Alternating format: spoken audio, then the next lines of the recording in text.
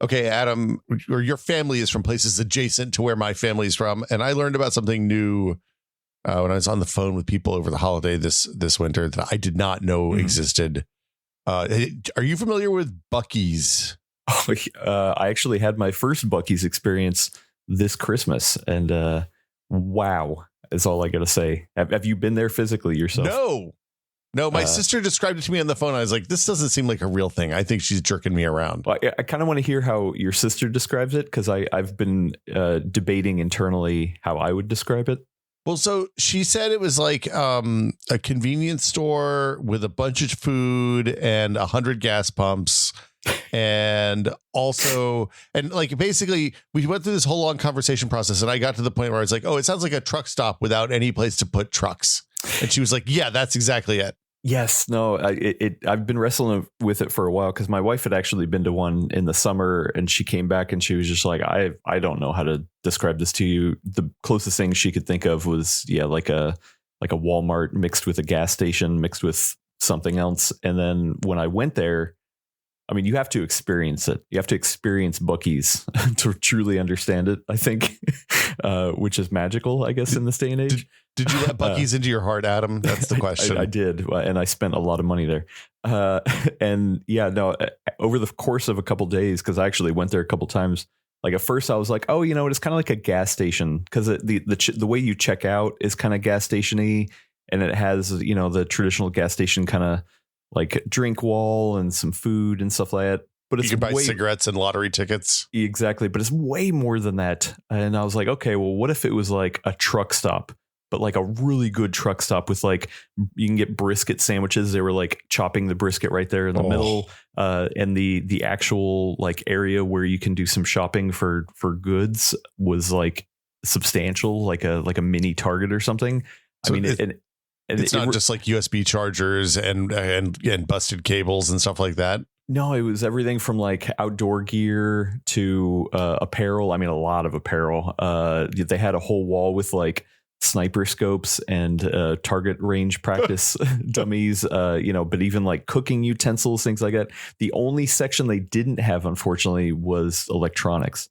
I was looking like, I was like, okay, you've got like every kind of quote unquote traditional area to hang out in except for electronics, because and I was really looking for it, and I wanted it because almost everything there is like Buc-ee's branded, this big old beaver with the teeth and stuff like that. And I was just like, man, if I could have got like a Buc-ee's branded USB charger or something, like I totally would have done it.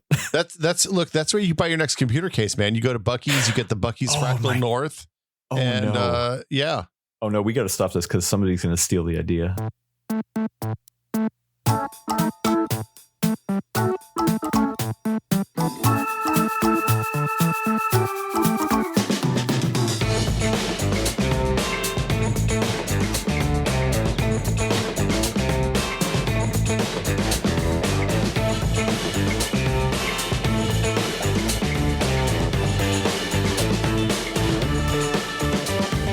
Welcome to Brad and Will Made a Tech Pod. I'm Will. I am Adam. We're joined today by a special guest, Brad. Our friend Adam Patrick Murray from PC World is here today. And welcome to the show, Adam. Thank you so much for coming in and subbing in for Brad while he's still out on to help him with some family stuff. Glad to be back. I don't think I'm a viable substitute for Brad. Brad is amazing. He's got an amazing voice, but I'm going to try my best to hang out. Look, Kishore last week did like the Star-Lord thing and tried to just bring it down 2 octaves. And then I had to bring him back up in post because it was just, it sounded like he was talking like this. No, he didn't really do that, but that would have been funny. We're so glad to have you here. You're fresh off of some holiday travels, so I appreciate you coming in early on Saturday morning to chat with me. Very fresh, but always excited to talk about technology. Yeah. So for folks who don't know, Adam is one of our friends over at PC World. He does, well, for a long time did all the behind the scenes stuff, and then this year did a lot more of the in front of the scenes stuff. But you are uniquely positioned to have been aware of a lot of the things that happened in the year in technology this year. Especially computer technology. And Yeah, a lot of fun things to talk about. We were working on the list of things that we could potentially talk about, and I was like, how much time do we have? Because oh boy, I could talk about a lot of these things. Yeah. So the idea here is that we're going to go down the year. We're gonna do a I don't want to say an in-depth overview of the year, but we're going to kind of hit the high points, hit the low points. You know, maybe get into a little bit of scene drama. Yeah. Talk about the places, the things that went well and the things that didn't. For the year in technology. Yeah, hardware announcements, hardware releases, and a lot of drama, I guess, as well. Yeah. So I think for me, it's funny. For me, this year was the year that PC gaming handhelds kind of got big. Like Steam Deck's been rolling out gradually over the last couple of years. It's definitely had an impact, but this is the first year that I saw them on BART. I saw them on. Brad told me that he saw one on the plane the other day. Oh, like a Steam Deck specifically. Specifically, he saw multiple Steam Decks on his flight back east. So, nice. Which makes sense because if you're traveling a lot and you like PC games, a Steam Deck is an easy no brainer purchase, right? You get to play your full ass video games on a handheld when you're traveling all over the place without any weird cross-platform syncing like a lot of indie games did with the Switch and Steam. But then also this year we saw new releases. Asus launched the Republic of Gamer. It's ROG. It's not ROG. It's not ROG. Okay. The ROG Ally. Lenovo has the Go. Steam Deck has the OLED. Even Sony released their weird. Well, Sony and Logitech both released weird streaming only devices, right? Was the Logitech one this year? Wow. Logitech might have been end of last year, but streaming only. And I mean, specifically, I mean, the Logitech one, while I actually never used that one, the idea of it is okay, I can kind of get behind. I think it's the pricing that I wasn't necessarily fully behind. But then the Sony one, it's just a one trick pony, man. You're just hey, do you want to connect to your PS5? That's what this is. And that's all that this is. Well, and it turns out it's a thing that you can do with the Steam Deck or the Ally or the Lenovo. Any of the Linux-based or Windows-based ones will do the same thing. Yeah, or your phone or your tablet or your laptop or anything that'll look, there's a lot of stuff that'll run Chiaki, it turns out. Where do you end up on this, Adam? You guys you're kind of hardcore PC people, and these are pretty... I don't want to say underpowered, but they're modest PCs in these little handheld cases. What's your official take? I will say that on the team, I am the only one who loves handhelds. Friend of the show, friend of both you and me, Gordon Maung. He is not much of a handheld person, though. I did get some information over the break that might change his mind. But he's not, he likes the fastest, biggest thing ever. Right. And these handhelds, well, I guess in context, they're the fastest, biggest thing, compared to a 4090, it is not. And so he's nah, whatever, boring. Get back to me when there's a 4090. His kids are also, of an age where they're using their own screens and there's no competition for the TV in his house, I would bet at this point. So also he doesn't really believe and he doesn't believe in TVs for games anyway. So it's a real, he likes to sit down in his basement with with his comfortable chair and in the dark room. Hey, you know what? Respect. And then, so everyone else on the team isn't staunchly against it. They just have no use case for it kind of thing. And so my very first console was a Game Boy, the original Game Boy. That was my first personal console. I of course played other consoles, but this was mine. And so I've always grown up with a soft spot for handhelds. So these PC handhelds have just blown my mind. And I mean, it's not just the big guys we're talking about, the Steam Deck OLED, the ROG Ally, Lenovo Legion Go. There's all these Chinese-based companies like Ioneo, GPD. I've been sitting there waiting for my Kun pre-order to Ionea Kun to get shipped. That one stuck, but for me, I'm in it and I love it, and I unfortunately have probably way too many of them in my possession. But well, I mean, it's easy to kind of get it. The Ioneo one is especially seems like they're releasing a new kind of shaped device every other week at some point. Like at one point this summer, I remember looking up and they'd announced 4 different things. And like, I don't know that they have a clamshell yet, but it's only a matter of time at this point. So They have one teased. It is not released yet, but they have one teased. And yeah, I mean, there's so much good movement in the space and so many different ways that people are kind of like moving it forward. I mean, of course, there's the processing power. And I mean, that's one of the big things this year was the AMD Z1 chip that's used in at least the Ally and the Legion Go.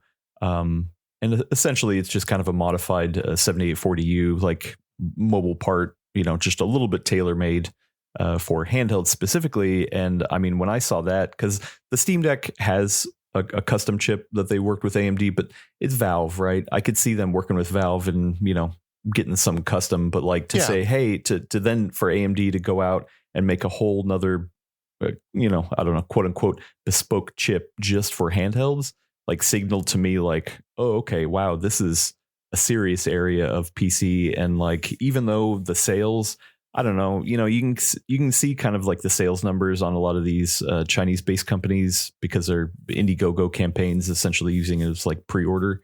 So you can kind of see, how much are sold over there. And you can also see that the Steam Deck is always like within the top 10 of like most sold on Steam itself.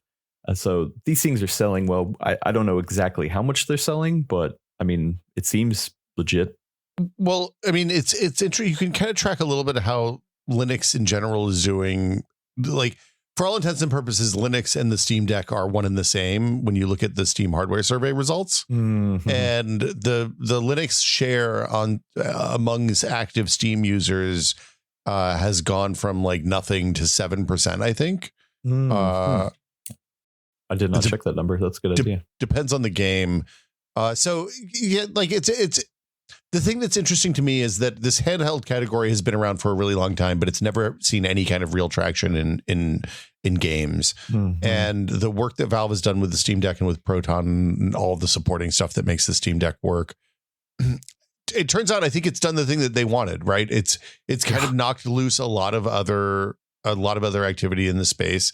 And as a result, we're seeing all sorts of new novel things happening just in general, which is I think like that's the magic of building this platform for everyone. So yeah, and it really feels like there's a lot of innovation still to be had. Like we have another topic where we're talking about VR.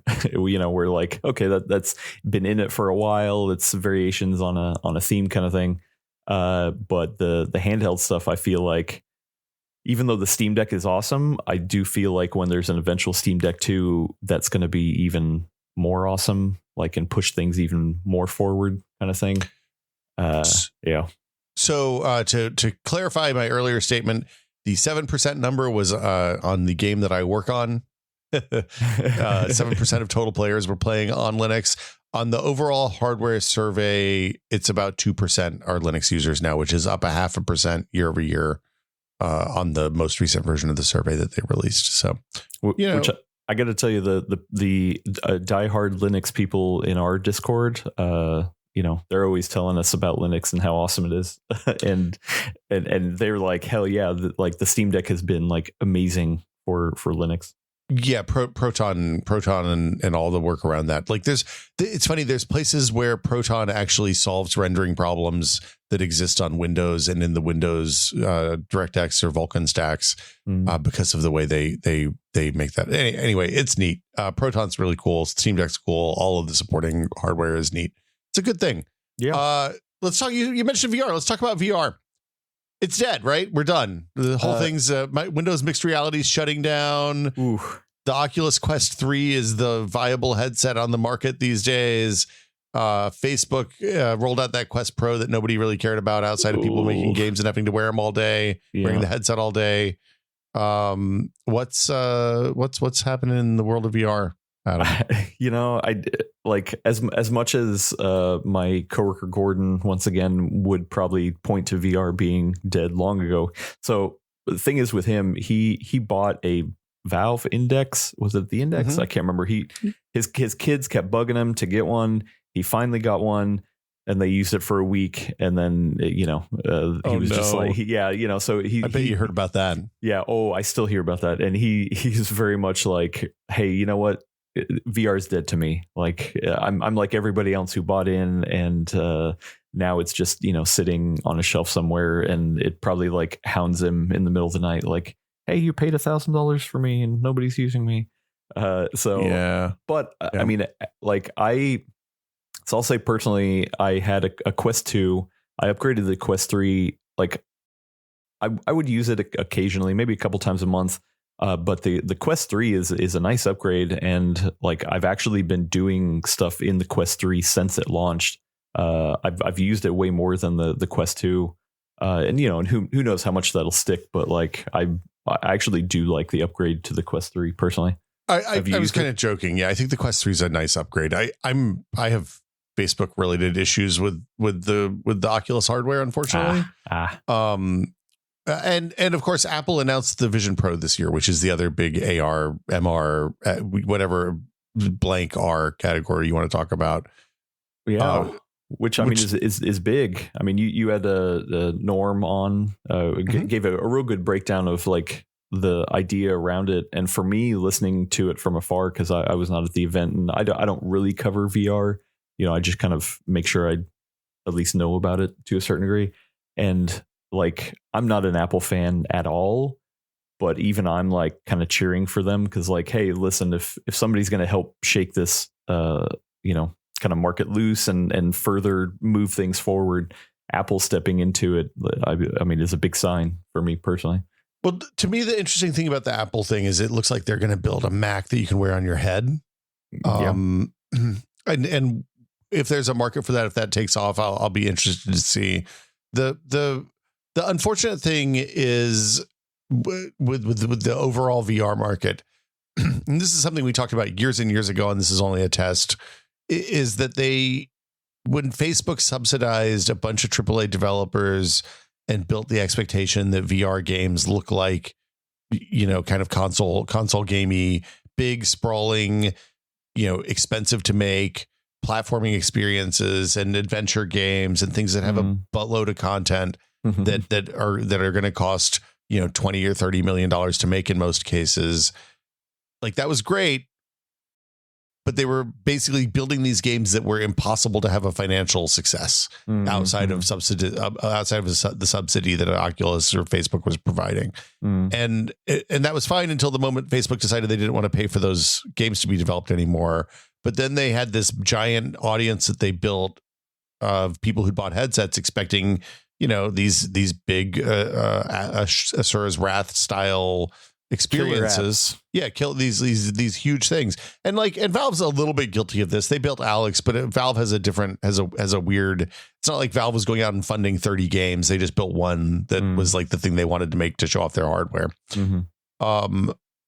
It's a weird situation that the market is in now, because there's this pent up demand for these big giant games, and you'd have to be a maniac to make one of those big giant games, because you're going to spend $40 million. You're going to make maybe 5 or 10, and it's just because there's not enough people with the headsets playing those kinds of games. So it's a weird situation. Well, a question I have for you, because obviously you were in that space very heavily for a long time. You've talked about how that went, but say that you were still in that space daily, as your work. How much would you see the Vision Pro announcement like changing what you were doing and working on? Oh, if I was making VR games for current gen headsets, 0.0% probably. Really? Well, because there's no controllers. So they're going to build a completely different thing. Apple's going to build something that's completely different than what we've seen before. Well, I mean, but something I feel like the Foo Show probably could work without dedicated controllers, right? Well, yeah, but the Foo Show wasn't a financial success. I know. It's not like we were making money on the Foo Show ever. The Foo Show, the viewing would be great without the dedicated headset. The recording would be almost impossible, I think, without the dedicated headset, without the dedicated controllers, because it's the way the data works to do the animation the worse your initial signal is, the jankier the animation gets. And it's a real the curve would be real bad. Was at least, I mean, this was 5 years ago that I stopped working, 4 years ago now that I stopped working on it.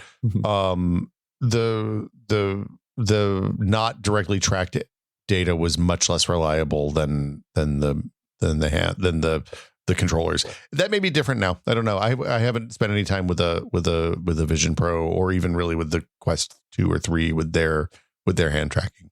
Well, so it sounds like, or the kind of sentiment I'm getting, or the tone I'm getting, is that like you're not excited about this space quite much anymore, or I mean, I love the space, right? Like, I love VR. I love firing up Pistol Whip or Beat Saber, or at some point I'll play I can't remember the name of the game, Asura's Wrath or whatever. Asura's Wrath 2, yeah. Asura's Wrath 2. People seem to really like people were, it got incredibly positive reviews and seemed to be a transformative experience. I don't know how that game ever makes money, right? Yeah. Like, I look at that and I'm like, as somebody who is looking at what the next game is to make, I'm like, I would love to do a VR game, but I don't see how it's financially viable for anybody that isn't owned by Oculus or Gabe, basically. So, and then the other thing that kind of blows this year is that Microsoft just real quietly at the end of the year, like, did a Friday night news drop that was like, oh, by the way, we're sometime next 2 years, we're going to remove support for mixed reality from Windows entirely. Ooh. I assume that's probably timed to whenever the last bit of mixed reality hardware was released, but I don't know for sure. Or sometime around Windows 12, I don't know. They said 2025, I think, was the cutoff, but presumably that'll be the end of Steam VR support. Mixed reality, the headsets will just be e-waste at that point. If you upgrade your machine, so that's a bad upgrade if you're still using a Lenovo or a HP. HP, like, it's not like those were bad headsets. HP and Samsung both made really good headsets there. So Brad had one, right? Yeah, Brad had a Lenovo. I have a couple of them just laying around because we used them to test Steam VR support on. Yeah. So yeah, it's a little bit of a bummer. But watch if you have a Windows mixed reality headset and you intend to keep using it, maybe watch your Windows updates. It might be worth keeping the old PC around. Sorry. Oh, there we go. Yeah. Freeze a system in place to always have one ready. Yeah, there you go. Just get an image and then you can restore the image. It'll be, that's dedicated.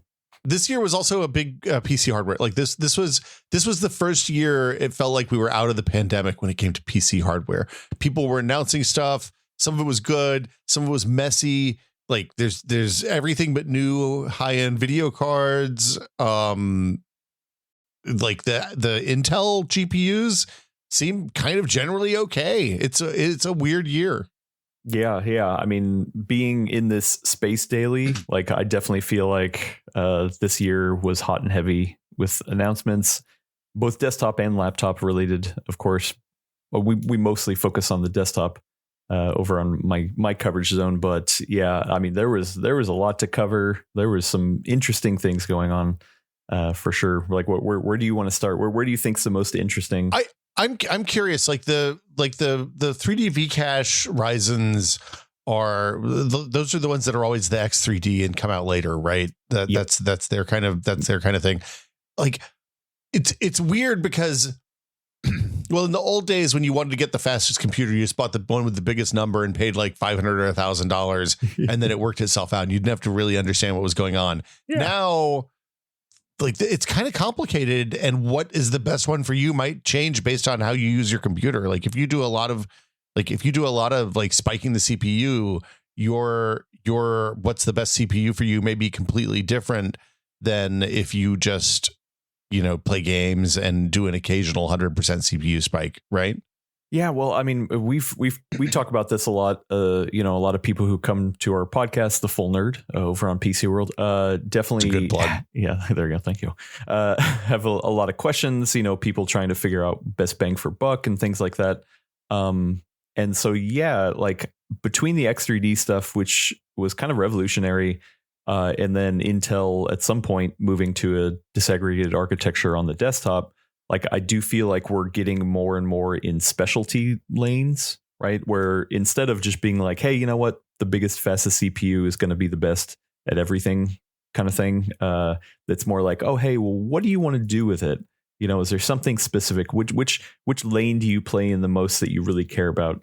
I will caveat by saying, like, I did a bunch of testing, and I haven't done the video quite yet, but with the like all the CPUs that are currently out there in video production workloads, to be like, hey, like what's the best CPU out there? And I mean, of course, there are some clear winners, and the 3D V-Cache isn't always thought of as the best in production related workloads. They're still damn good. I'll tell you what, it's just like like 8 cores now are not what you got 8 cores, a handful of years ago. Like so even though like a lot of times we're trying to sit there and like be like, well, if you do this, and if you do that, maybe it's better to go this way or better to go that way. For 8 cores with that 3D V-Cache, specifically on the 7800X3D, it's just like, that's a damn good CPU. And sure, it's not 16 cores, but you know what? Those are 8 damn good cores. Well, I'm curious, when you do your benchmarks for video stuff, do you use the GPU accelerated encodes, or do you use CPU encodes for that? So a lot of the canned benchmarks, it's kind of a mixture of stuff, I should say. So a lot of the canned benchmarks that we use are from a place, Puget Systems. Mm-hmm. They have a Puget Bench, really good benchmarking tools. There's others like Procyon has video editing stuff, and that takes into factor the whole system. And when I was doing the CPU testing, I try to keep the system as the same except for the actual CPU. So, if a 4090 was used, the 4090 is used across the way, and you're only going to see the difference of the CPU makes kind of thing. So, so there's that. And some people still prefer the CPU encode for quality, I assume. I mean, that was the case for a long time. Maybe it isn't anymore. It's funny, like the quality, I feel like, especially with the newer codecs, like has gotten to a point where I don't hear that as much anymore. Like, I mean, it definitely is a thing. And I'm sure in large production environments, movies and TV shows, it's still a thing. But at the same time, like, more kind of mainstream people, like even me, that's what I consider the video production we do. Like, I'll take that quicker rendering any day of the week over a CPU encode. But so the way I do test the CPU encode is with Handbrake. I do a bunch of different codecs in Handbrake, and that's CPU only. And so I still do that testing to kind of see where it shakes out. But yeah, I feel like, and we kind of saw this shift, at least, behind the scenes with the new Cinebench moved to 2024. And they kind of like changed the whole way they think about benchmarking to make it a little bit more practical. And they're like, hey, you know what? Like, just pure CPU workloads is just not that much of a thing anymore. Like, if you have an awesome GPU, like, why not use it? It seemed like the NVENC 2 shift in with like I guess it was the 2000 series probably was the kind of moment that a lot of that changed. Yeah. An AV1, I mean, is obviously a big thing. H.265, I mean, it's, yeah. But back to the 3D V-Cache stuff, like, yeah. I do feel like there's still even more in that space. A lot of times when we're having these talks with people at AMD and Intel, a lot of it goes over my head. But, they're talking about new different ways for computing to work, right? Within the space that keeps getting smaller and smaller. How do you get it to work? Actual like stacking on top is like one of the newer ways to talk about it. But then also a disaggregated architecture. So that 7850X3D had two CCDs. One of them had the 3D V-Cache, one of them didn't. So, the promise was kind of the best of both worlds. Do you want high clocks or do you want the cache? Whatever Intel's going to roll out. Presumably makes games run better, right? Is the idea, or right? Or sorry, less multi-threaded applications run better with more cache was the idea, I think, right? Yeah, and while it's always hard to know, like, I wish there was a way to look at which games, like, oh, hey, you know what, it uses an Unreal Engine or it uses a specific thing, then you know for sure that that game is going to benefit from the cache. Unless somebody has done the work and I don't know about it, like, I still feel like a lot of times it's a crapshoot. People are buying new hardware thinking about games in the future and being like, oh, well, whatever game is coming up, will it benefit from the 3D cache? It doesn't seem like we have a magic ball quite yet. But for the most part, like my gaming machine has a 3D cache part in it, because I'm like, you know what, when it does benefit it, oh boy, that benefit is huge.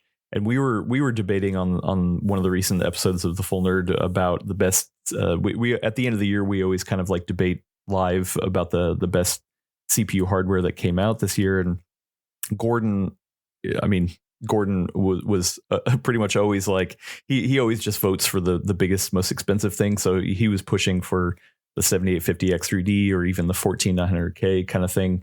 But I brought up the benchmark charts. My pick was the 7800X3D, and I was like, listen, the 7800X3D at half the price of the 14900K, like, beat it.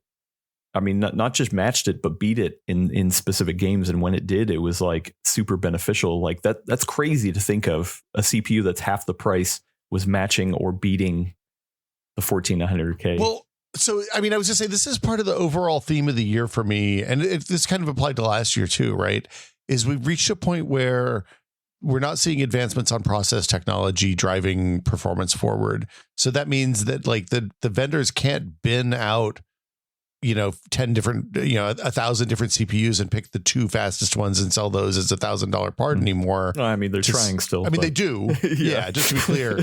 But like, the impact of that isn't as much. And so we're seeing them have to do much more clever, complete design changes or enhancements to the actual CPUs in order to justify those high end parts. Yeah. And it puts the person who's the purchaser in an interesting conundrum, because like you said, you're seeing these mid-range parts that are performing almost as well as the high end in all but the weird edge cases that people benchmark. And it's a real shift, especially on the CPU side. Now, the GPU side's a little bit different. The GPU side, NVIDIA especially, is just throwing enormous amounts of compute at the high end GPU market. Yeah. And we've reached a point where we're building CPUs or computers around these enormous 800-watt video cards. It's a little bit of a different situation, but it's also the first year, like, we're in a weird spot. We were talking about this at work in the context of like what minimum spec for a video game should be in 2023. And it's a weird time because there's a bunch of people with 2000 series NVIDIA cards out there who in their head, because they weren't able to buy a video card for the last 3 years, think, oh yeah, my video card's really new. When in reality, they have a 5-year-old video card, right? And it's like, those two thoughts can both be true in your head and not be true in the real world. It's a weird situation to like. Did you see market? What's going on with? I guess here's my question, Brad. And by Brad, I mean Adam. Okay, I was about to say, I was like, wait, hold on.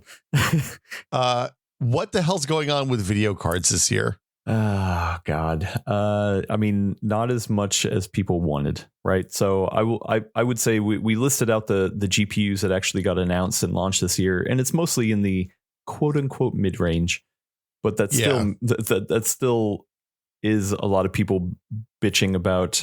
Can we cuss here? I'm sorry. Yeah, you can say okay. You can say all the words. Okay. Like people really bitching about like, hey, what used to be high end is now mid range. What the hell? In terms of price, you mean? In terms of price, yeah. Like there's been a lot of NVIDIA kind of reshuffling.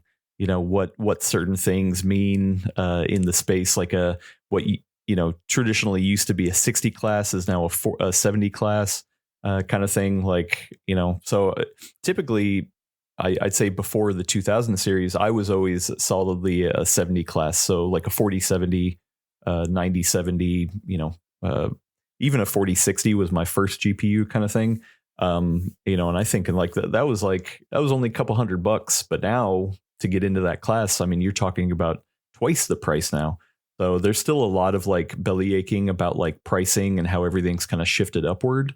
I mean, a lot of it does come with awesome performance, and these new 40 series GPUs from NVIDIA are super efficient, like crazily efficient. So like, I mean, there's, and the NVINC performance, the ray tracing performance, like you're getting a lot with these GPUs for sure. But also it comes with that feeling of like, man, I used to be able to get this GPU for half the price. So part of it is that NVIDIA has redone their naming scheme for everything. Yeah. But like also the 1080 launched at $600, right? The Founders Edition, yeah, which was higher than the AIB models. Yeah. But now it's kind of the opposite. It's funny. You think about, for me, there's these high water parts that kind of remind me of what things used to cost, right? Right. Like the GeForce 3 was a $400 video card, if we want to go all the way back to 2003. Now, some stuff has happened. There's been a little bit of inflation. Things are more expensive. Obviously, it's a more expensive to build part now than it was with the GeForce 3 in 2020 years ago. But I think that the established price for that now the difference now is that a 4060 is a perfectly capable video card. It's like more than capable video card for playing games at 1080p. Yeah. Right. Like, I mean, a lot of people would still argue that like the bus width and the VRAM size, like you should be getting more VRAM for that price, which I get. But I mean, at the same time, yes, if you're loading it up and playing it in 1080p, the lane that it's intended to, you can get some damn good performance out of it. Yeah, so that's interesting. The thing that is the wild card in all of this for me, and it didn't really apply this year as much as I think it will apply next year and the year after, assuming Intel doesn't pull out of the graphics market for the third or fourth time. Is that it's going to be it looks like it's going to be a legit 3-way race, right? The ARC stuff launched and it's okay. It's not like first gen, their performance has been good. It's been getting consistently better with driver updates. And and by better, it's not even just like small shifts. I mean, we have seen some small shifts, but we had a series by one of our freelancers, Keith May. Every month for 6 months, he was looking at ARC driver updates, and we had stopped it. We need to do, I think we did like a year check-in as well, or maybe we were supposed to and we didn't. But like the improvements in some of these games, mostly with different APIs. So, DX12 was like for the most part solid, but the DX9 performance was bad. So, they had this big reveal of like, hey, you know what, this newest driver uplifts DX9 performance by 100% or whatever. And so like, yeah, where it is now is much better place. I'm sorry, I should say the ARC A770, 750. They did announce or launch the A580. So like their cards that are on the market right now, like have seen substantial improvements, but they still stumble every once in a while. Like Starfield had a problem out the gate where if you had an ARC card, you just couldn't play it.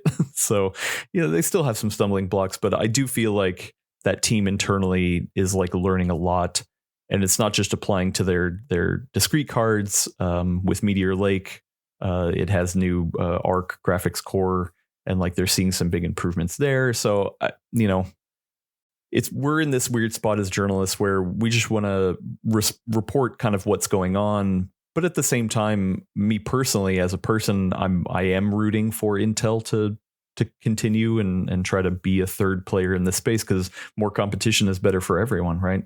But yeah, at the same time, it still is just a little hard to recommend an ARC card unless it's somebody who can tinker a little bit, right? Yeah, so, I mean, I think still comes with that caveat. I think that's the normal first gen, right? Like this is like Intel has been making GPUs for a really long time. They just jammed inside CPUs, and it's a little bit of a different market, right? But yeah, I think it's an interesting place for them to be, and it's I 100% agree that it's good that there's other other vendors in that space now. Well, and overall for GPUs, one of the big things that we had talked about was Tom Petty, or I'm sorry, not Tom Petty, John Petty. John Petty, two different people. John Petty Research. He does some really good. He's an analyst. Does some really good insights into what's going on, buying trends and things like that. Very high level. He had a report talking about GPU sales figures like being down for like 10 years running. Like if you look at the chart, I have a link in here. If you look at the chart, it's just like sales for 10 years, it's just going down and down and down kind of thing.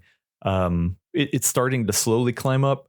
But yeah, like discrete GPU sales is like still not where it used to be. And it signals, some things like I think it is kind of a hard buying market. Once again, the prices are up. People are, I think, holding on to hardware a lot longer. We actually have somebody in our Discord who has a 970 and like is just like holding on for dear life to it. I will tell you, we have people playing the Anacrusis right now on 970s, right? Like 970 is a perfectly viable machine for DX11 for 1080p DX11 games for a lot of them. Yeah. Right. So I think, it's weird. But then also, even with all the bitching people are doing about NVIDIA, like NVIDIA's market share in the GPU space is just massive. Like AMD over the past couple of years have had some really good cards, especially price to performance. Like their new GPU out right now, the 7800 XT, is kind of like what everyone's turning to is like, hey, that's kind of like the sweet spot in terms of price and performance. It's not perfect, but it's still a pretty good sweet spot if you're buying new.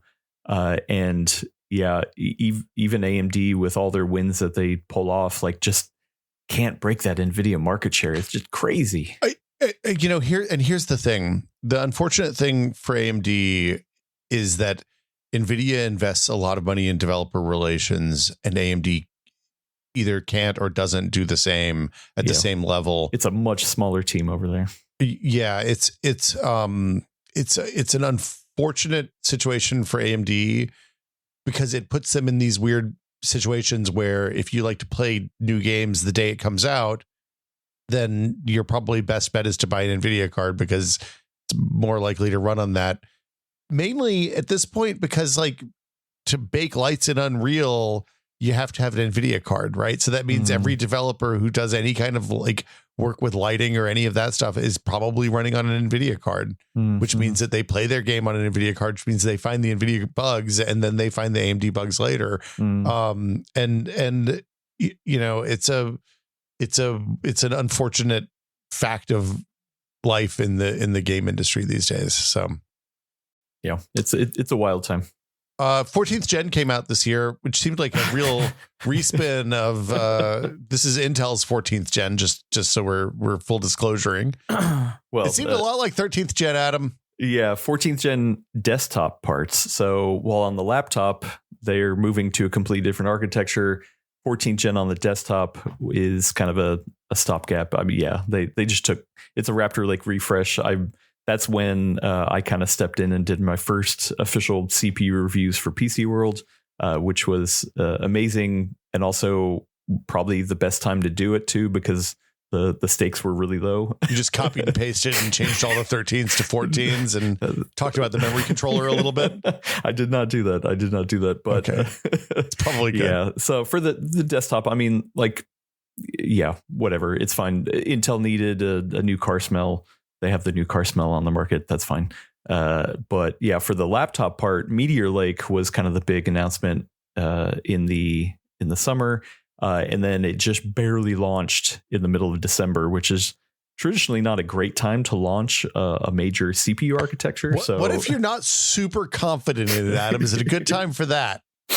I don't know. You want like just a little bit of sales, not a lot of sales. You just want to ease them out there, kind of take the temperature of the market, see how people like it. Is it a good time in that situation? Or? Well, I mean, there's people always throw around the term paper launch, right? Like, oh, hey, you have a launch on paper, but you don't actually have product.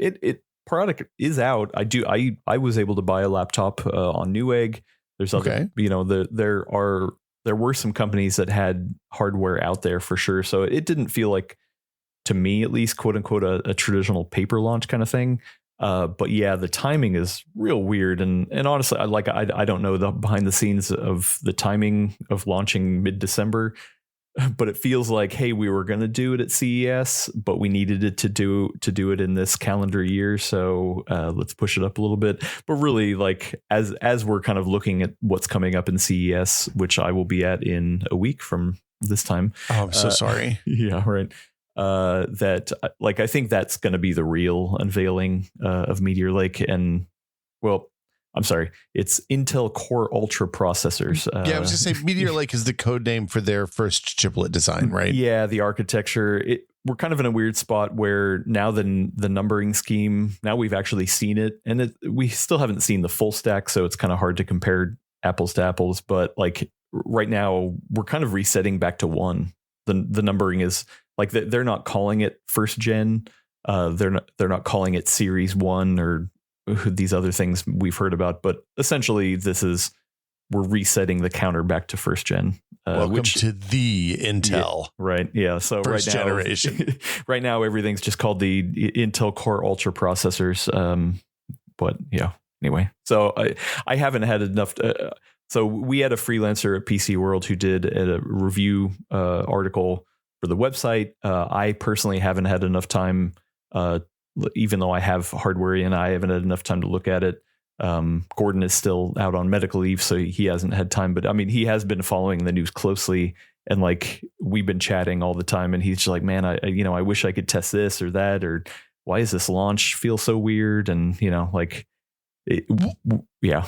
It's a weird spot. It's an interesting, like, so the reason these chiplet designs are, one of the reasons these chiplet designs are interesting is because they require a lot of work on the Windows side, I think, in order to get the most out of the hardware. The other thing about launching a laptop first to me is, like, I don't know about you, but my use case for a laptop is dramatically different than my use case for a desktop. Mm-hmm. Desktop, I want as much performance as possible all the time, until the cable is hot coming from the power cable is warm coming out of the wall. Oh boy, you might want to check that. Maybe get a thicker one. But on a laptop, really all I care about is that when I open the lid, that it turns on and that it doesn't feel slow, right? Which is a different mark. That's the hard thing with laptops, and why personally I have a hard time like covering them is because everyone has different needs out of a laptop. Some people just really care about battery life. Some people do care about performance and use it as like a desktop replacement and want the most powerful thing. And there's just so many variations in between. Like, it is hard to, like, for me at least, to make a definitive advice, be like, hey, you know what, this is the laptop you should get, or that's the laptop you should get. So it's nuts. Yeah. The nice thing about buying desktops and building desktops is that you assume if somebody's going to go to the trouble of having a 3-foot tall box in their office, they probably care about performance. So, though, I got to say, I'm not going to put any family members on blast, but I had a family member who was recently talking about having some performance problems. And when they went to go finally do some troubleshooting, they realized that they have never installed drivers or updated drivers since they originally built the box. And then when they did, they were like, oh my God, I got like double the performance. This is amazing. And I was like, oh my God. So, wow. So not everyone building boxes, is, hey, and no shame, there are a lot of people out there, right? Yeah, we all learn, but there are a lot of people out there who just build a box, and then just don't think about it and just try to play on it. Were they just running Windows Update drivers and it was doing okay? That's kind of amazing, actually. Well, so honestly, it didn't become a thing until they got a new monitor. So they had a 1080p 60 monitor and the hardware was fine for that. And then when they got a new monitor, they realized it was like a 1440p, 144 hertz. That's when they were like, wait, weird. I am not getting what I should be getting here, or what they thought they should be getting. So, wow, that's amazing. So, okay, last CPU kind of integrated thing. Apple rolled out M3s this year, and M2s. M2s were earlier this year. Well, M2 launched late last year. Yeah, specific M2 Pro, variations. I think, came out this year, Ultra. right? Ultra, yeah. like they remain interesting, but they're kind of as with most Apple stuff, it ends up on an island by itself, right? Because it's not like you can get your Intel, your Windows running Mac anymore. You're just you're over an OS 10 land no matter what, I guess. Yeah, I mean we don't officially cover Apple stuff. Gordon definitely does look at Apple stuff, and we use it to compare to Windows stuff. But also, I don't know, me personally, I'm of the mindset of like, hey, if you're going to get a Mac, you don't really care to compare it against Windows. And if you're getting a Windows one, you don't really care to compare it against Mac. Like it's good theoretically to kind of see how all this stuff is shaking out. But like from a buying decision, like how many people are actually out there being like, should I get a Mac or should I get a PC? Well, so I think the place that hits is in the kind of the high end laptop, like not like the pro laptop, but the high end like consumer laptop range, where I think Apple drives a lot of the market based on, hey, I want a thin like thin light ultrabooks existed because of the MacBook Air, right? Like they've done a lot of hey, you can buy a good enough computer to do all of the stuff that a normal person uses a computer for $900 or $1,000, and it will look cool and have like 3 days of battery life and all sorts of other stuff too. I still think that the stuff that Apple's doing with the M2, M3 is maybe the most interesting work that's happening in CPUs right now, because they're getting this incredible perf out of these really small, light, SoCs. I do have some issues with the way that they market the M2 Ultras against like 4090s, and I'm like, man, that's not exactly how that works. You're comparing it. You've got a really, really nice mobile GPU, and you're comparing it to this monster, and you're like, yeah, ours is better in like some really specific tests. So anyway, ProRes, guess what? ProRes works really well on Apple hardware. Surprise, surprise. Okay, so a couple more quick hits. We're running up on time here. But the machine learning stuff really popular. There was wow. Yeah. You hear popular, AI. I guess certain values of popular. Yeah. I mean, if you would think about like the ratio of people talking about AI to, actually how much it's being used, I still don't fully know. But yeah, AI, everybody is talking about AI. So this is the year ChatGPT and DALL-E and Stable Diffusion and all the image generators became much more accessible this year. People have been doing image generation and deep fakes and stuff like that for a while, but now you can just open up a web page and type some stuff in, and 20 seconds later you get an image. And it's interesting because like wildly different experiences in different communities. Like the tech communities I live in, people are strongly enthusiastic about this because people who can't draw can make drawings that look like something an artist would make now. Oddly, no, not surprisingly at all, I guess, in the art communities, they're like, hey, this is just copyright infringement at a different scale. And hey, maybe don't use your AI image generators because they're bad, which is also a completely fair situation to be in. Yeah. Now, I think at some point Brad and I are going to dig into the kind of ethical and social ramifications of copyright infringement at mass scale. Ooh, good luck with that. The thing I'll say is, maybe don't use text generators for your legal cases and places where people are going to like go to jail or die if you make mistakes. Yeah, because they're basically like computerized lying machines. But there are a handful of really good places where machine learning is having an impact and is actually doing something useful. Yeah, I think we can all look at our newer phones and see that the voice recognition stuff is dramatically better now than it was even 2 years ago. And that's a result of those improvements. DLSS 3.5 for NVIDIA users on a high-end 4 Series cards. Like the video card can just make up frames in between to fill in gaps in your frame rate. Yeah, I still feel weird about that, but I'm glad it's there. It is a viable option. It's I've spent a fair amount of time experimenting with that in Cyberpunk mostly, and it's one of those ones that I'm like, wow, this is gonna be really cool next generation when they kind of work out the kinks in that. Sometimes it feels a little hinky. Sometimes it feels really good, and I wouldn't even know that it's turned on. Like it is firmly a feature that I probably don't turn on right now for the most part. Unless you really need it. I mean, there are definitely people who, don't care that much about latency and things like that, and they're just like, oh, I get extra frames, awesome, then cool. Yeah. I mean, if you don't notice it, then reap the benefits. More power to you. The number is bigger when it's on, Adam. Yeah, bigger, more better. Same thing for ray tracing. Like we're seeing you're getting the equivalent of more rays cast in your ray tracing games, so that your lighting looks a little bit better and better quality too with the ray reconstruction technique in DLSS 3.5. So yeah. But then the place that I'm most excited, we talked about this a little bit with Kishore last week, is with science stuff. Like there's now, for places where there's established data sets, for example, like radiological screenings, there are first pass breast cancer scanners that can read an X-ray, mammogram, and detect tumors, or at least flag something that a human needs to look at, so that you can get a faster look, better results, less likely. It's like a second line of defense for a human that might have missed something or whatever. Or at least take out like the busy work, right? Like, hey, you know what? A doctor's way too busy to look over the fine details. So let machine learning kind of scrape it over and let you know if you need to.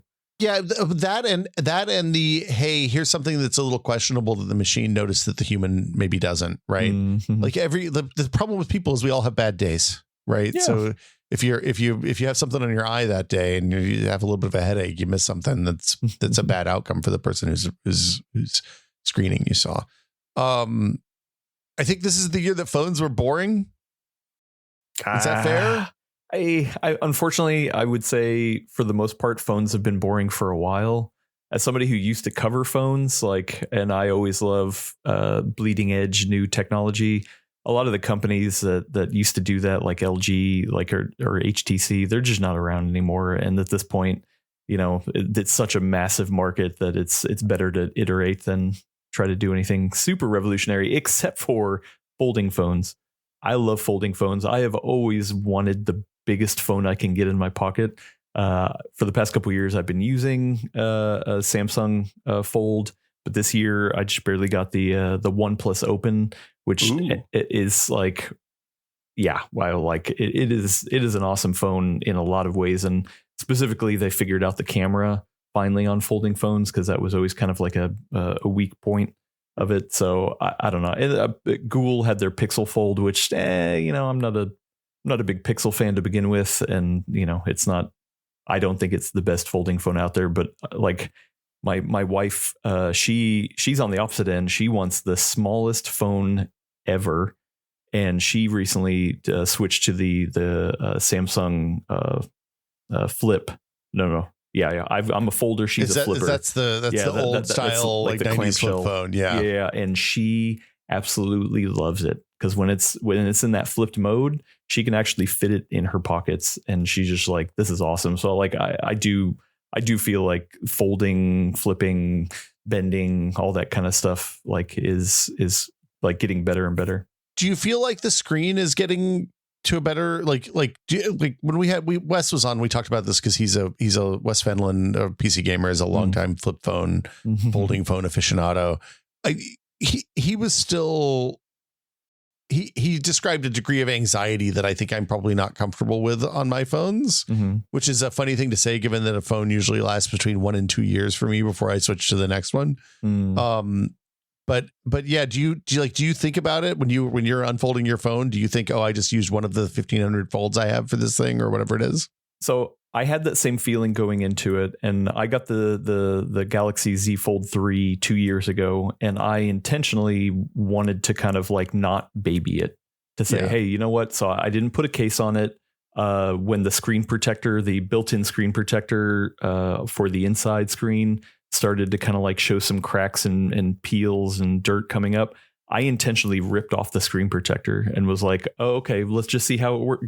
And I'll say I did this because I was talking to somebody in my company who had a Fold a flipping phone. This half size one. And I showed him, I was like, man, I'm starting to get like dust and bubbles underneath the screen protector. And he's like, oh yeah, mine did that too. And I was like, oh, did you send it in? He's like, nah, I just ripped the thing off. And I was like, oh, you're not supposed to do that, but okay, I guess people are doing that out in the wild. This is the screen protector that reviewers famously ripped off because they thought it was like the manufacturing film. Exactly. Right? Yeah. So you're not supposed to. And I think people have kind of learned that, but I intentionally ripped it off and used it. Was it fine?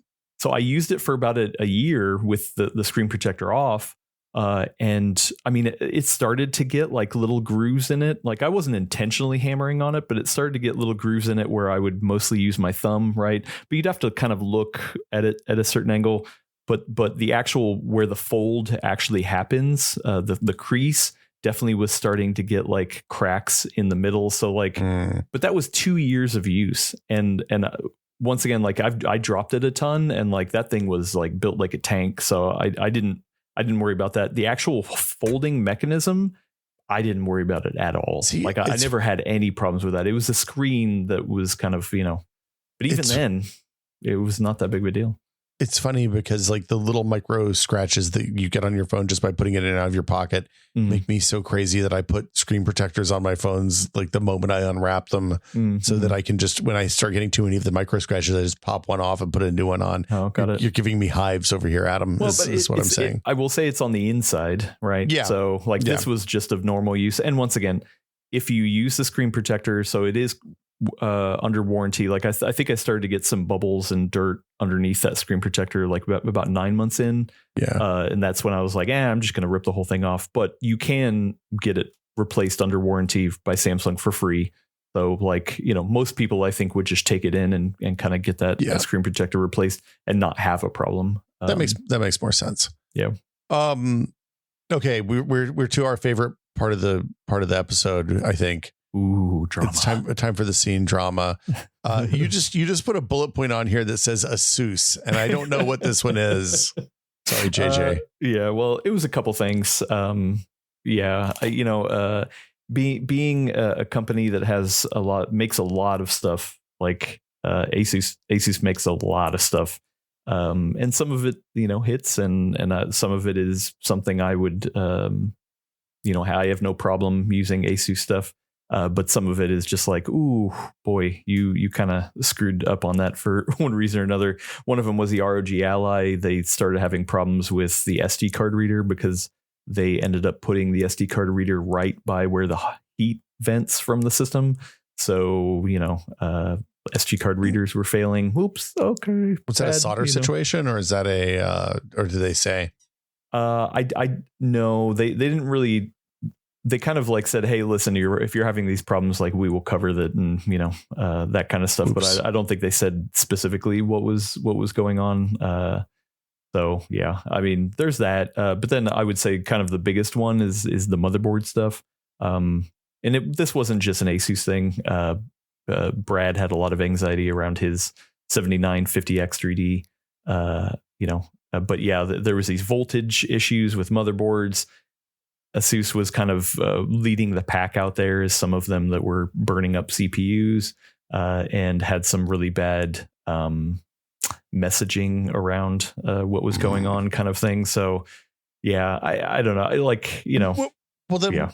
And then we also had this problem with the AMD with a fairly large number of Ryzen motherboards this year, where they just started kind of failing sporadically over time, right? Or that was the voltage issue. That's the voltage thing. Okay, yeah. So the upshot is it created an inconsistent, but inevitable failure for these what are essentially pretty high end motherboards. It seemed like. Well, not even just high end. I mean, I think the thing is that over the course of the past number of years, motherboard manufacturers have always wanted the biggest number on the box, right? And so like they've been playing with pushing that bleeding edge and just going right up to it.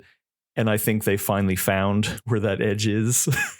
And it wasn't just, I will say it wasn't just the motherboard manufacturers. Some of it was on AMD and how they, deal with voltage and things like that. So it, kind of made everyone be like, okay, well, we need to stop and look at how much voltage is going in, how much voltage should be supported, like what's, all that kind of stuff. So I think it ended up being kind of a good thing to stop and kind of reevaluate, like, hey, you know what? Don't always push the bleeding edge on some of this stuff. But yeah, I mean, but once again, like Brad had a lot of times where I was messaging with him and he's like, dude, I'm scared, man. Like, and I was like, hey, listen, like your voltage, if you're checking it, your voltage is saying where it's at. I wouldn't worry about it too much, but it caused him a lot of heartache for sure. If the positive outcome of this whole thing is that everybody has here's the just how to run this motherboard at complete stock button, that would be a good addition. Like I think we're in a place where that would be nice, because the BIOSes are really complicated now. There's a bazillion options, especially in the higher end boards, and it's hard to know. We talked about this on the Full Nerd last time I was on. I think when I was there with Steve, and like most Steve people from Gamers Nexus. Steve from Gamers Nexus. Most people don't realize that running memory at the XMP settings is overclocking at this point. Overclock, yeah. So like it's a weird, like we've gotten into this weird situation where everybody's just overclocking everything all the time, and now nobody's overclocking because it's just the way everybody runs their computers. Undervolting's the cool thing now. Yeah, exactly. Well, we should do more undervolting. That's the I love it. That's the hottest take of all. Yeah. Couple more quick hits. You have bad PC ports here. I would say that some of these are just bad games, Adam, but go ahead, run down the list. Yeah. Well, I mean, it was something it depends on the game, but yeah, the Last of Us that came out on PC, Jedi Survivor, Redfall, Hogwarts Legacy, Diablo 4, Starfield. I mean, there were so many games that came out that had issues. Whether it was, I mean, a lot of people point to the developers being lazy. They didn't optimize for XYZ game. That's not how it works, guys. Yeah, right. And we had a lot of discussion. I feel like people got sick of us talking about it on our podcast a little bit, because we were like, I was bringing in multiple different people to be like, hey, how do what's going on with this, with these developers and quote unquote lazy ports and things like that. So some of it's that, some of it was it all performance stuff, or was there like control and UI stuff as well? Did you feel like? I mean, I think the idea of, hey, it's not optimized to run the way that I think it should on my hardware is one part of it. I think one of it is, hey, I want to use the most bleeding edge tech, and guess what? It's not there. And I'm talking specifically about Starfield. Oh, why didn't they have DLSS? Oh, because AMD gave them money to not implement it or whatnot. I think some of it is like being able to put options in there. Like I think of like Redfall, where it's just like the settings menu in there was just like junk. And it was hard to know if anything was actually making a change performance wise at all. And no matter what, you would always have these huge stutter drops in these specific places. So I honestly, like, it runs the gamut of everything. Yeah. It's funny. The Redfall, the Starfield thing is interesting because, it's a Microsoft studio now, and they're building primarily, presumably for Xbox consoles. That purchase happened midway through the development cycle for that game, but it makes sense that they'd run the native version of FSR, AMD's FSR, rather than DLSS. I look, no, Will, AMD gave them money. I mean, look, it's all of this is complicated. Rami Ismail says that every game that ever ships is a miracle, which is I think accurate given my experience. Makes sense. I will also tell you that I have had people yell at me on the message boards, and we have a very small game that literally, compared to Diablo 4 and Starfield, literally no one plays. But I've had somebody tell me that with the straight face that a 1070 with 16 gigs of RAM on I think a 9600, an Intel 9600 CPU should be able to run, not running they were like, hey, the game runs at 60 frames a second. I should be getting 90 to 120 frames a second on this. I'm like, I love that you think that. It's very sweet. People have weird expectations about performance on. Well, PC games. But back to the GPU thing, right? When a GPU, is costing twice the amount of money that it used to, like I totally get where somebody's like, hey, you know what? Like I paid for this, very expensive graphics card, and usually on the PC you can power through problems. But we're seeing, a lot of these things where it's just like, no matter, even if you have the highest hardware, you cannot power through some of these problems.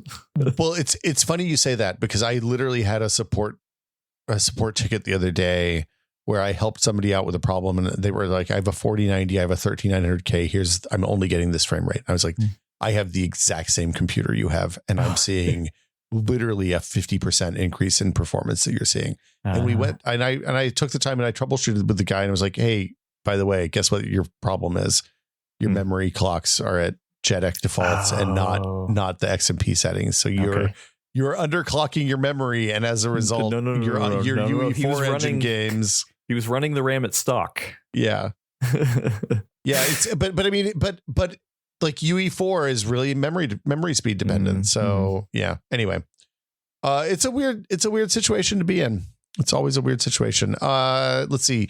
Apple stopped selling the Apple Watch. That seems like a whoops. I think Brad and I might talk about this in a full episode at some point, because it's kind of an interesting story. But didn't it come back? Isn't that? I thought the latest news is that actually we're allowing it again. I don't know.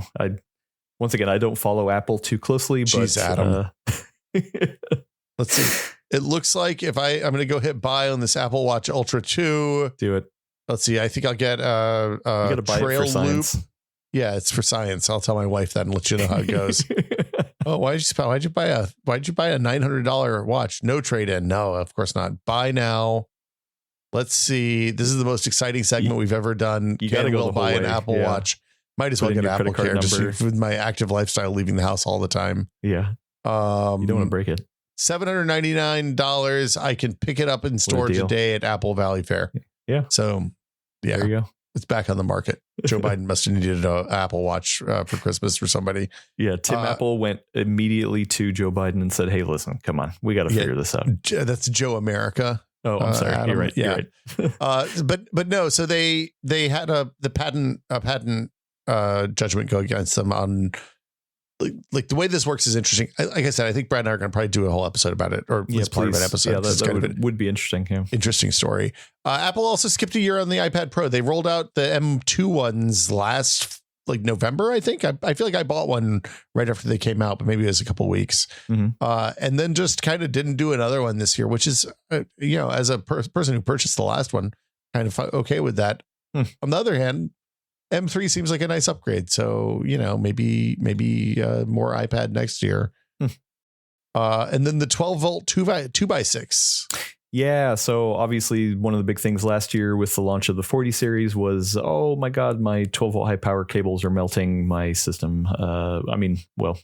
Only a smallish number had it happening to them. But because of that, all the powers at PCIe SIG got together to say, hey, you know what, we're going to do a slight revision. And I have actually seen personally in the wild my first power supplies that have the 12 volt 2x6 power connector, which, it's not the revision that I think people were screaming for, but specifically, it deal with some of the seating issues to make sure, hey, it's fully seated.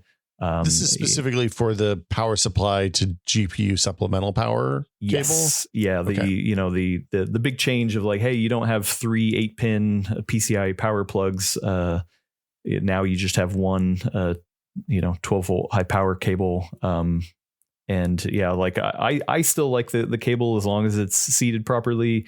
Like I would much rather use a smaller cable than a much larger cable. And also the benefits that you get from the ATX 3.0 spec is really nice. So this is just a slight iteration, but I think at this point a lot of that is behind us now for the most part. People are on their outreach ponies about something else. So the interesting thing to me is, is the new cable going to be backwards compatible with the old cards, or is this a third new cable in the last 3 generations? Right. I did have that question. At least according to Gordon, he says it is backwards compatible. So that's good. Yeah. So like the Because we were building a PC that had the new cable in the new power supply that we were using, but we also wanted to use a sleeved cable, and we only had the older 12-volt high power cable, and that it still works. So it works. Okay, it works. It just you get the benefits from using the 12-volt 2x6. So. Got it. Okay. That sounds good. And what's going on? There's a slot standard coming too, right? A powered slot standard to deliver the power through the motherboard theoretically at some point, right? Yeah. I mean, this kind of goes into my favorite tech of the year a little bit, but at Computex, Asus was showing off a GPU that didn't have a dedicated cable running to it, and instead they added probably like an inch after the PCIe by 16 slot, just kind of like further down the card, and then a subsequent slot on the motherboard to deliver power. We don't know a ton about it. We know it kind of like comes from a server standard that's out there. We don't know the theoretical limits of like how much power it can feed through there, but essentially the idea is you actually plug in a 12-volt high power cable to your motherboard, and it just delivers the power through into that slot. Got it. Asus is the only one so far that has talked about having that standard. Running that much power through the motherboard seems like it could be potentially fraught too, right? Yeah, it's not something that I would feel excited about right now unless it's, proven to be okay. So I'm not, like chomping at the bit to get it. And but I see the benefit there, and, it would be nice if it becomes a thing, but also at the same time, then if you buy this GPU, you're kind of stuck with it because it literally does not have any other slot to deliver power. So you can't take that GPU and use it in a traditional system.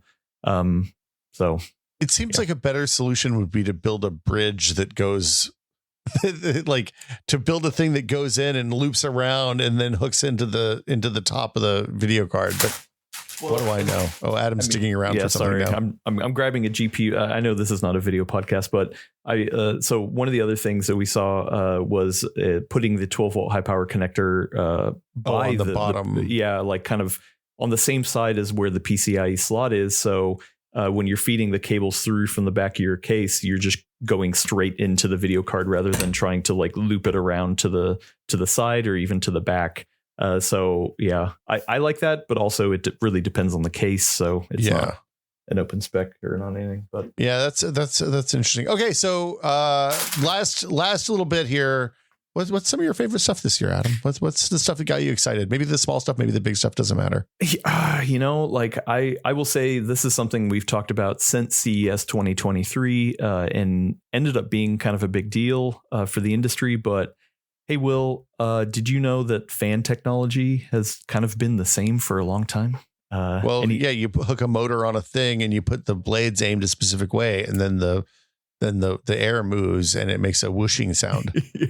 And that's how it's worked for a while. And it still works in a lot of cases. But at CES 2023, Gordon and I saw a company called Frore Systems, and they had this technology called the AirJet.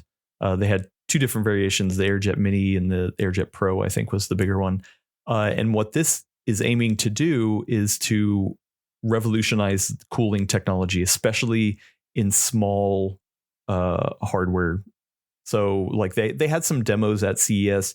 So far, they actually did release a piece of hardware. I actually have it back here, a Zotac Mini PC. It's like a point of sale kind of system, like a real small. It's like a solid state cooler though, right? Yeah. So yeah, long story short, I actually have one here because last time I was here, they gave it to me. Ooh. But it's like the size of. It's like a battery. Yeah. And so it's solid state cooling. A lot of people were kind of debating on if it is actually solid state, but the idea is that it has no motors. It is, and all the efficiency of the cooling technology. Just go look up PC World AirJet. You'll see some deeper explanations about it. But the idea is that with this thin and light device, it has immense back pressure to be able to break the boundary layer of heat. So I guess there's this thing where like there's a boundary layer over anything that gets really hot, and traditional cooling fans has a hard time breaking through that and like getting the cool air over it. And this is aimed at really using the back pressure to break that boundary layer and exhaust it out of the system. The benefits is that it's really small. I mean, and they had, I don't have it here, but they, at their demos, they compared it to the fan, that is traditionally in a laptop. And they're saying that this thing is way much more efficient and also silent because it doesn't have spinning blades. So, you can hear when it's at full load, you can hear the air coming out, but the actual system itself doesn't have moving parts to like make a sound. That's interesting. Yeah. So, I mean, they've showed us a ton of demos, there's only one actual piece of hardware that has it, that has hit the market. But like they continue, like I love going and meeting with the people over there because they're always kind of looking at new things and just trying new like variations of tech that's out there. So, they have laptops. They even had our latest video was about a MacBook Air that replaced this, but worked the same performance as a Pro. SSDs, one of the big things that we've always yelled about since the beginning is like, hey, it would be awesome to have this in a Steam Deck. And they're like, yeah, we know. It would be awesome. So long story short, like this AirJet, I truly believe could revolutionize how we cool small electronic devices. So this is the Frore AirJet is what this is called. Yeah. FRORE AirJet. There you go. Intercept. So I've seen a lot of things in the years, I mean, I haven't been here as long as you or Gordon in tech, but like of all the things I've seen, this has like been one of the things that has like gotten me truly excited.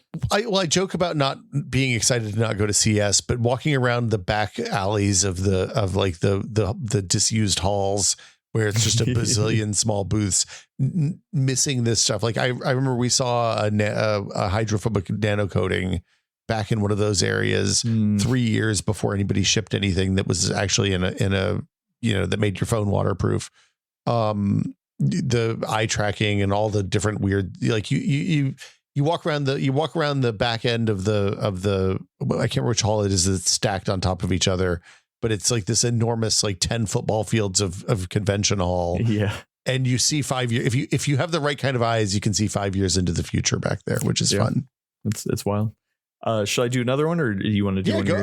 Well, I was going to say I'm actually wearing one of mine. I bought a pair of SteelSeries wireless headphones last year. Nice. So I've always been a studio headphone guy for fairly obvious reasons. But it turns out when you sit in the same desk for 10 or 12 hours a day and you walk, it's nice to not have to take your headphones off to walk into the kitchen and get a drink. Yeah. And or to dig around under the desk or whatever. And you haven't had any latency issues or? So I did a fair amount of research when I got these. They're really expensive. It's the SteelSeries Arctis Nova Pro wireless. And basically it's the only low latency headset I could find that had a line in. An analog line in, because most of them are USB devices. Yeah. So it has a tiny bit of latency. It's like 110 milliseconds, if I had to guess. Like having done a fair amount of latency analysis on Foo stuff, that seems about right. It's less than 200, more. It's detectable, but not annoying. Okay. And it has a little a desktop control unit. How does that? Yeah, it has a little breakout box that actually also charges the second battery. So you have two batteries. You can swap back and forth. Oh, that's so cool. when your battery conks out, you just pop the side off and switch a new battery in. And as long as you like do it within, I think 8 or 9 seconds, you don't even have to like hit the power button again. It just turns back on. Dang. I don't actually use any of the USB stuff. I just have it. I'm literally running off of USB power and then pipe in an audio signal from my analog mixer. And I do so for the audio nerds, my ears are a little bit lower than they are traditionally on a wired set of headphones, but it's nice, and I can do Bluetooth. I can hook it up to my phone, so if I need to take a call or something like that, I can pop out the little side mic, hook it up to the Bluetooth, listen to music or a podcast or whatever, and have that all mix in on the same headphones without a bunch of weird software on my computer, which I quite like. That's awesome. I dig it. Yeah, the other options on low latency wireless are basically DJ headphones that are crazy expensive and all had weird sound profiles that didn't seem good for the stuff that I do, both the sound mixing on the game and playing games and listening to music. So here we are. Nice. Another one that I was excited about this year is we talk a lot about at PC World the ATX 3.0 spec. I'm sorry, the ATX case system spec. And how, yeah. I mean, I think everybody does that, honestly, Adam. I just the other day I was eating a bowl of Captain Crunch's Christmas Crunch. It's a fabulous seasonal cereal with my daughter, and we were talking about ATX 3.0. You too. I had no idea. Yeah. But yeah, so the ATX spec on systems have been around for decades, right? You know, and the way we build a tower PC has pretty much stayed the same for a long time. And what's happening now is that companies are starting to kind of think outside the box. And one of them is this whole, there's not a quick and easy way to kind of say it, but like the idea of putting the motherboard headers on the back side. So you get a couple benefits from this. Yeah. So like instead of having all those ugly wires visible through your nice glass side panel, now you have the wires on the back. They say it helps with maybe airflow, but I'm like, I don't know about that. That seems like bunk to me, but like, it seems like all the benefits of like putting a hole behind your CPU bracket on the motherboard tray, but just for everything, so that it's also like all of the stuff that's a pain in the ass to access around your cooler or your RAM or whatever is suddenly on the back side. So you just take the back case off to adjust your wire. That sounds fabulous. Like, okay, so imagine building a system, right? I typically like to build outside the motherboard stuff outside of the case. So I put the CPU in the RAM, the SSD, all that kind of stuff, prep it, put it in the case. And then when you plug in the power supply stuff, you have to do that dance where you get the cable, you route it through the hole that you think it needs to go in. Then you go to the other side of the case and, oh man, it's the wrong hole. I need to take it back out, put it back in, right? It's that whole dance of going side to side. This is, once you put the motherboard in, everything is right there. Like, so you plug in the power supply and then you route your cables, literally just, okay, it goes there, it goes there, it goes there, it goes there. I mean, there's, a couple ways that it doesn't work. Obviously, for the GPU, Asus is taking it to the next extreme by having that power slot so that you just plug 12-volt high power in your motherboard in the back, and then that works. So in some cases, you'll still need to route a PCI power to your GPU in the traditional way. You can just put a hole, though. Yeah, right. Put a big hole in the middle of the motherboard, run the cable through there. Exactly.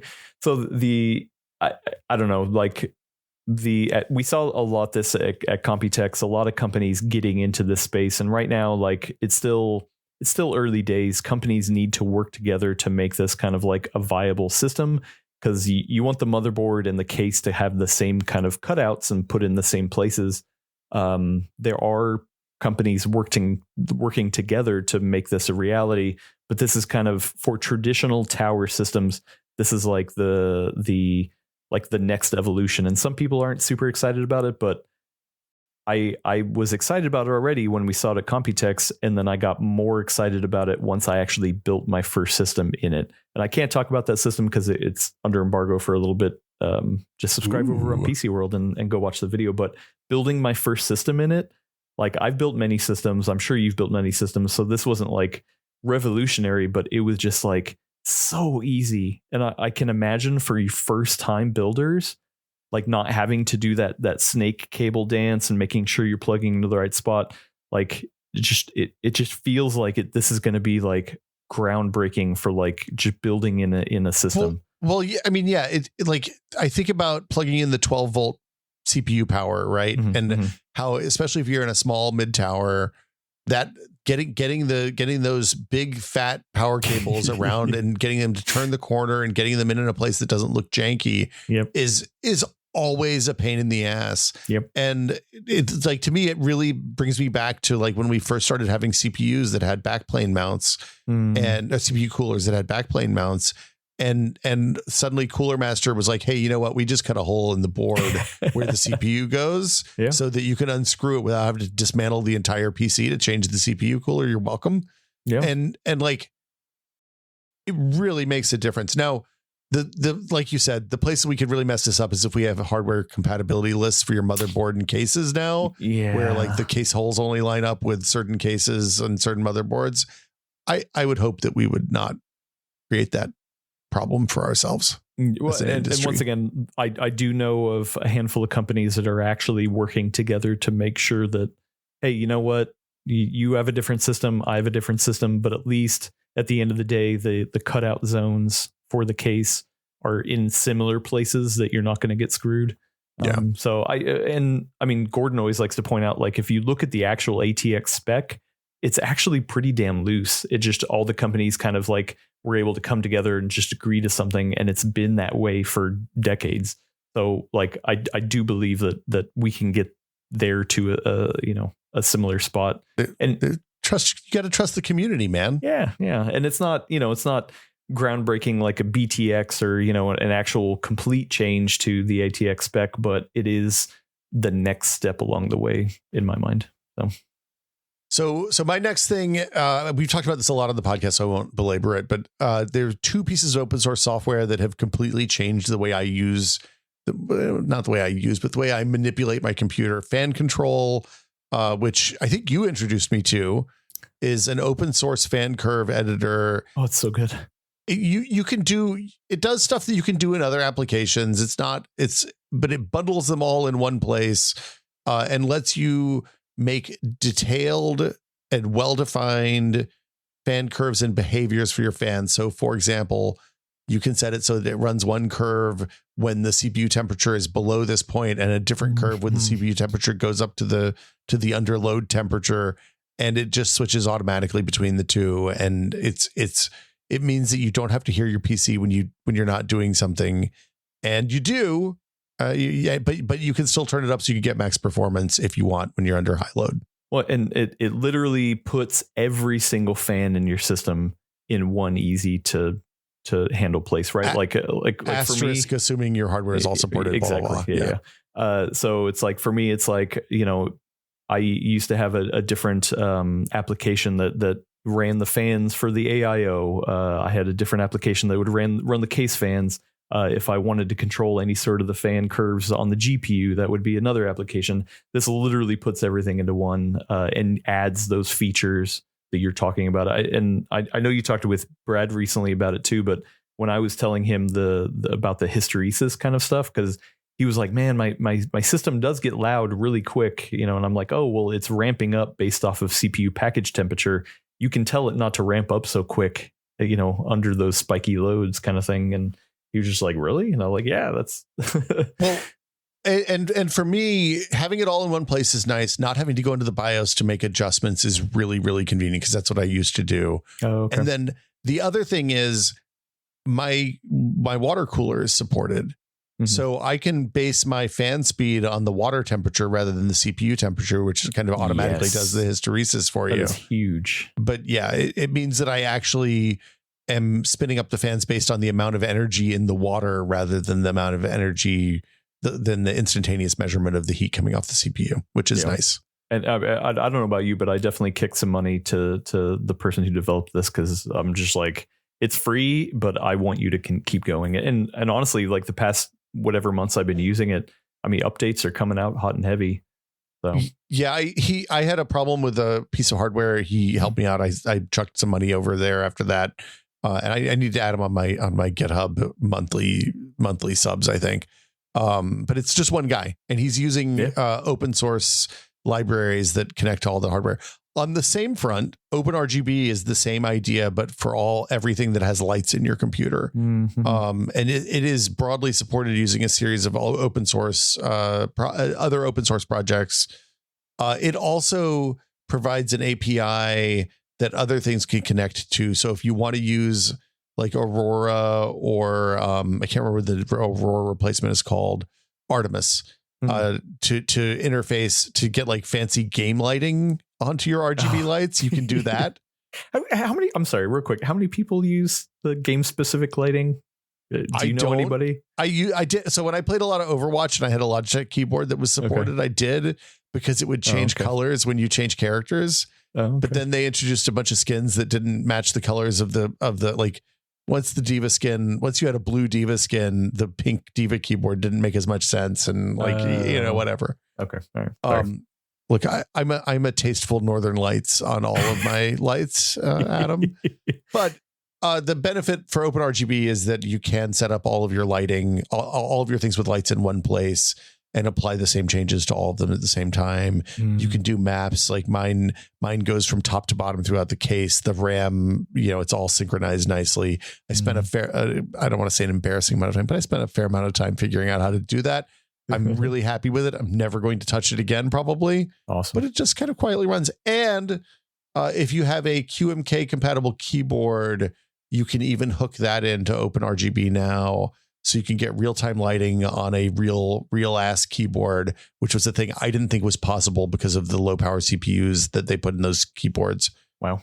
But some enterprising people figured it out for a lot of the most popular, like RGB mechanical keyboards out there. So it's a cool thing. Nice. Well, my last cool thing that I was excited about this year, I originally went to school for audio engineering back in 2008. And even then we were talking about how the frequency spectrum that wireless devices worked on was, the audio professionals, were getting the short end of the stick, and just over time, we're going to get less and less of that spectrum. Right. So a couple of years ago, we did switch to Wi-Fi direct based systems, and man, I had some problems, especially when we go to trade shows, like where everybody's using Wi-Fi. Like we had some serious dips in our audio systems. Our strategy at CES and E3 was just to carry a 25-foot long XLR cable. Right. I literally carried a loop of XLR cable everywhere I went with a stick mic on it, and I'd chuck it to Joey when it was time to record a bit. Right. Because it worked every time. Yeah. Right. So this year, and believe me, we bought way too many wireless audio systems over the past couple of years to try to find one that works well for our workflow. But this year, Rode introduced. I actually just bought a second one, the Rode Wireless Pro. So this isn't too much different from some of the other wireless systems. Like the DJI mic is actually pretty awesome. The original Rode wireless systems are awesome, but what the Pro introduces is onboard recording of 32-bit float, which 32-bit float, if people who don't know, is a good way to think of it, as like high dynamic range for audio, or I'm trying to think. Well, so you think about, like, if you're looking at audio recording, you're taking a number of samples per second, and the size of each of those samples it determines how much audio gets captured, basically, right? Yeah. So if you're recording at 48 kilohertz, you're recording 48,000 slices every second, and each of those slices is either 16-bit integer, 24-bit integer. I think you can do 24-bit float now too, or 32-bit float, right? Yeah, and so 32-bit float. So 32 bits gives you the most, like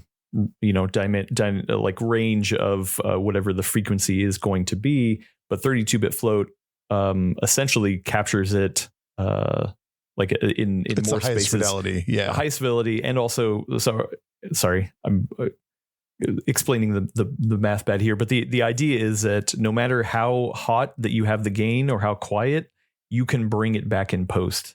So like in camera. I didn't know that. Yeah. So the idea is that, like, when you shoot JPEGs versus RAW on cameras, RAW always has the most information, and you just can bring things back. If, oh man, I overexposed, but it's okay, I shot it in RAW, I can kind of bring it down. Well, because RAW, you're capturing what the sensor, like, you're capturing the state of the sensor rather than an image. Right? Yeah. So non-32-bit float is a way to think of, like, that's a JPEG. You're baked in. If you had some sort of distortion, maybe you had the mic gains clipping too much, you can't really get that. It's a square wave. You literally can't get that data back. Yeah. But 32-bit float, you're like, oh man, I was clipping. That's okay. I can bring it down. It retains all of that information at a much wider, variation than the non-float. How do you sync that back in though? Well, so yeah, so like, is that just like a fail safe, or is that? Yeah, so the connection to the camera, right? Because it's a wireless system from the receiver to from the transmitter to the receiver. The receiver plugs into the camera, and you don't get 32-bit float. Of course, you're just getting the system. But if you record it internally, then you just plug it into your system, grab the 32-bit float file, put it in your editing software, sync it up, and and then you've got the highest fidelity. So honestly, like we were fine without the 32-bit float. Because we were trying to solve the issues of dropout between transmitter and receiver. Yeah. But this at least gives me that I don't know, just that backup and that feeling of like, hey, if something really goes wrong, I have it recorded internally, and I have it recorded in a way that like, something has to go real wrong to not be able to get it back. So then you just clap for something. You just clap at the start of every piece. The funny thing is, like, I've been doing audio since 2008. I don't really clap anymore. Like I can just sync up waveforms like that. Right, because you have the two waveforms. Yeah. Okay. Yeah. So like I don't really clap or do any sort of sync at the beginning of stuff. I can just do it visually, like no problem. But yeah, it's awesome. Like I definitely feel like we're in a really good spot with wireless transmitters, and yeah. I'm excited to use these at CES because we have two systems now, and CES is going to be the first time where we get to like really, test it out and put it through paces. Are you still carrying the 20-foot XLR cable just in case? Actually, funny. So we do a live recording of our podcast from CES, and we're going the other way where we're using our wireless devices usually for the show, but now like we've run into so many problems, and not all of it's wireless transmission related. And I was like, you know what, let's just dumb down that whole system and just plug everything wired, because let's just do that. So sometimes it's just easier, right? Yeah. So it's when we switched from the old analog Sennheisers to the digital Sonys, it was the first time that we could reliably use those on the show floor, because the analog Sennheisers would crash into, even with 200 channels, you'd crash into somebody else's channel occasionally. You get interesting. Some Japanese TV station recording a piece. I will say one last thing. We used to cover RSA, the security conference here at the Moscone Center, and they specifically would have you register, as somebody who was a shooter, and they would give you a personally specified frequency. Wow. Number one, it was kind of, at first it was like, this is a pain in the butt. We got to go into the office. We got to register. They got to give us the frequency, and we have no way to maneuver around it. But then once we were at the show, we were like, oh wow, this is great, because we know nobody else has this frequency. So like, I know CES can't do it. It's a much larger scale than RSA, but like that was like the best of the best. I think the worst one we ever went to was NAB, which is the National Association of Broadcasters. Yeah. And it was just all camera and audio gear, and like nothing wireless worked ever. It would have been a nightmare to demo that stuff. Anyway, my last one is a big one. This was for me the year that USB-C became the main cable I carry, and really I got a phone that has USB-C. I do carry a Qi or MagSafe charging pad with me most places, but for the most part, everything else, it's all C now. It's such a beautiful future. I mean, there are still some like pain points in there. Like Gordon definitely has done some testing. He has one of those little boxes that you can test USB-C charging speeds and stuff. So like, not every cable is equal, or every like wall wart, that you plug into. But at the same time, man, having everything terminated in one single kind of termination is like, it's awesome. Well, and like I went through and replaced, we used to have I had a big 7-port USB-A charger that was probably a 20 watt max behind the bed that like would run snake cables up to the nightstands. That's just a MagSafe and a Qi and a C now. Nice. And we're like, turns out it's easier. I put one next to the couch. Like there's chargers everywhere. They're all the same charger. Everybody can use the same thing except for my daughter, who's still on a Lightning iPad. But everything other than that, you're gonna have to sit down and have the talk with her, I think. Well, look, when she wants to buy her own new iPad, she's born. No. But yeah, it's a good future. I'm excited about like problems aside, the fact that it's the same connector for data and power varies widely from data and all that. It's confusing to people. I understand it. I'm happy with it. It's important to me this year. Yeah. And I do feel like this was the year that switch was made even for me too. Whereas like, hey, you know what? I have a couple edge cases that is still micro USB, but for the most part, all C, baby. Yeah, I think it's all the gamepad. I think the last of the micro USB gamepads went away this year, and then the Lightning dying on the high end iPhones was a surprisingly. I didn't think it was going to be that impactful because I don't really. I thought I didn't plug my phone in that much, except for I do it every single time I get in the car. So oh yeah. Anyway, Adam, thank you so much for coming by and revisiting the year what was. Yeah, no, it was a crazy year, and so thank you again. I appreciate it for having me on. You can let Adam know how he did as a substitute Brad on the Discord. Where can people find you, Adam? PCWorld.com is the website, but I am mostly on YouTube.com/PCWorld. All the fun PC World videos I am either shooting, editing, or in. So yeah, go over there. In our podcast, The Full Nerd, we have Will on every once in a while, and we need to have you back for sure. Yeah, I'd love to. It's always good to come over and talk to you and Gordon and Brad and whoever else happens to be around on any given week. It's a good show, especially if you like to talk about the ins and outs of the PCs, the PC hardwares of the PC world. Yeah, the PC world. Thank you so much, Adam, and we will have to have you on again soon. I'd love to. Thank you so much for Adam for coming by, and you should definitely check out The Full Nerd at wherever fine podcasts are found. As always, Brad and Will Made a Tech Pod is a 100% listener supported show. We appreciate everybody who supports us, whether it's on Patreon at patreon.com/techpod. Again, that's patreon.com/techpod, or just by telling your friends about us. We appreciate all of y'all. This is the last episode of the year. So for Brad, I'd like to thank everybody, but especially thank our executive producer tier patrons, including Andrew Slosky, Bunny Fiend, the Paddle Creek Games, makers of Fractured Veil, David Allen, James Kamek, Joel Krauska, Jordan Lippett, Nick Johnston. Thread Club supports Desks and Pets, Twinkle Twinkie, and Pantheon, makers of the HS3 high-speed 3D printer. It's the last episode of the month. We'll be back next week with a Q&A. I think we're thinking Brad will be back for that, but if he's not, we'll come up with a plan B. Since this is the last episode of the month, we want to also thank our associate producer tier patrons, including Alejandro Navarro, Andre M. Burke, and Andrew Young, Arthur Gies, Ben Tallman, Eric Frey, Eric Klein, Eric the Fourth, soon to be the first after the Great Eric War. That's a lot of Erics. We're holding strong at 4 Erics, and sadly no Ericas. Felix Kramer, Graham Banks, Jad Rita, Matt Walker, parentheses, Walkman 8080, close parentheses, Nathan Phelps, Sanchit Kumar, Steve Lynn, Thomas Shea, and Tom Hilton. Thank you all so much. And thanks to everybody. As always, if you subscribe to the podcast, you get access to the Discord. You get the patron exclusive episode.